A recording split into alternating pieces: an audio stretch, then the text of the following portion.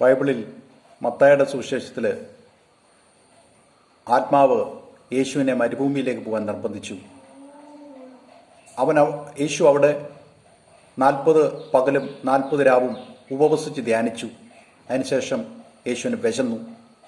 പരീക്ഷന്മാരടുത്ത് വന്നിട്ട്, നീ ദൈവപുത്രനെങ്കിൽ ഈ കല്ലിനോട് അപ്പമായി തീരുവാൻ കൽപ്പിക്കുക എന്ന് പറഞ്ഞു.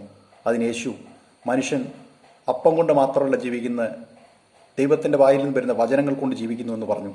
വീണ്ടും മർക്കോസിൻ്റെ സുവിശേഷത്തിൽ ആത്മാവ് യേശുവിനെ മരുഭൂമിയിലേക്ക് പോകാൻ നിർബന്ധിച്ചു. യേശു 40 ദിവസം കാട്ടുമൃഗങ്ങളോടൊപ്പം മരുഭൂമിയിൽ ധ്യാനിച്ചു. ദൂതന്മാർ അവരെ ശുശ്രൂഷ പോന്നു.